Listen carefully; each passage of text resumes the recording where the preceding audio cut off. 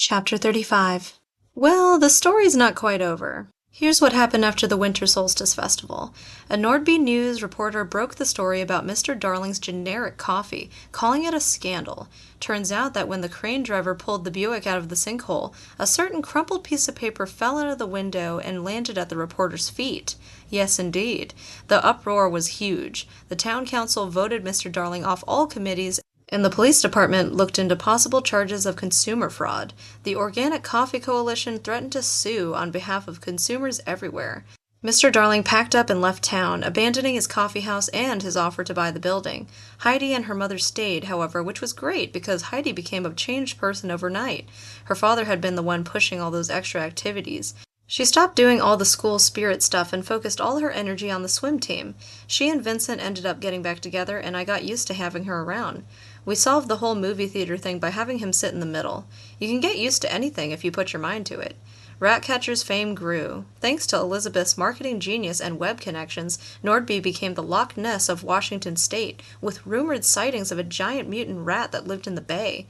Some thought it was the dead rat's morning mate. The Emporium sold tons of custom-made stuffed black and white cats and stuffed rats. Elizabeth created a coloring book, and Elliot worked an afternoon a week as our accountant. They started going out. Elliot put on 10 pounds right away, which is easy to do if you hang out with Elizabeth.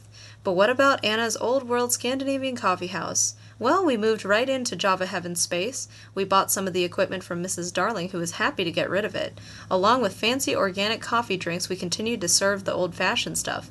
The laptop crowd shared the space with the retired crowd, and those sardine sandwiches became one of our most popular items. Irmgard became the manager, and I kept making soup and crumb cakes. She let her hair grow, and though she remained a woman of few words, the words she chose were worthy of a place in this world.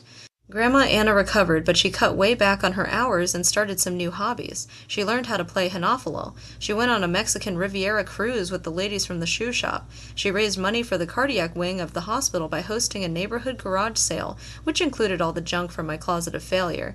Her heart beat steady and strong. Me? Well, I focused on my grades at school because my new goal was to get an MBA, which is a master's degree in business administration. I decided to become a venture capitalist. That's a fancy title for someone who risks their money by helping other people start up businesses. Seems I had a knack for something after all. But that's still not the end of the story. There was a little something to do with that third coffee bean. What I had desired on that night as the winter wind whipped past was for Malcolm to get his promotion. But I had no way of knowing if my wish had come true until I got the recycling one Saturday morning in March.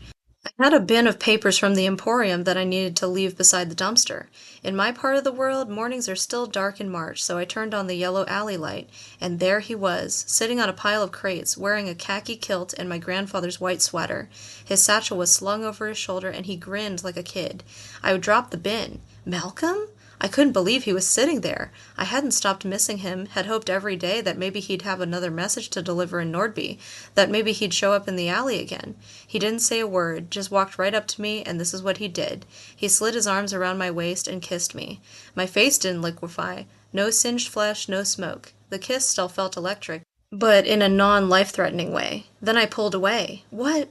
I got that promotion, he said with a blinding smile. You did? Something had changed. I sniffed. Where was that Highland smell? Where was that cloud of tropical air? I put my hand to his cheek. It felt cool. He held out his satchel. The words messenger service were gone. You got that promotion. I said the words slowly, the truth filling me with fear. Oh no, this is my fault. I did this to you with my wish. I'm so sorry, Malcolm. I stepped away. Why are you sorry? He was mortal. I had made him mortal. I didn't realize that the promotion meant you'd become... Oh God, Malcolm, will you ever forgive me? Because of me, you're going to... live. Because of you, I'm going to live. He smiled again and held out his arms. It's exactly what I longed for, Katrina. It's everything I always wanted. It's the highest honor an angel can achieve. It is? He pulled me close. Do you know where I can get one of those photo albums so I can start a record of my life? We have some in the Emporium, if you don't mind the one with the giant rat on the cover. We went into the coffee house, and as the busy morning flew around us, customers finding seats, engaging in conversation, clicking on laptops, milk being steamed, coffee being ground, people starting their day, Malcolm and I shared a crumb cake at the corner table, as if the world had actually stopped. He stared into my eyes, and just like before, that feather duster feeling swept over my entire body. So go ahead and take a picture of that and stick it on a postcard.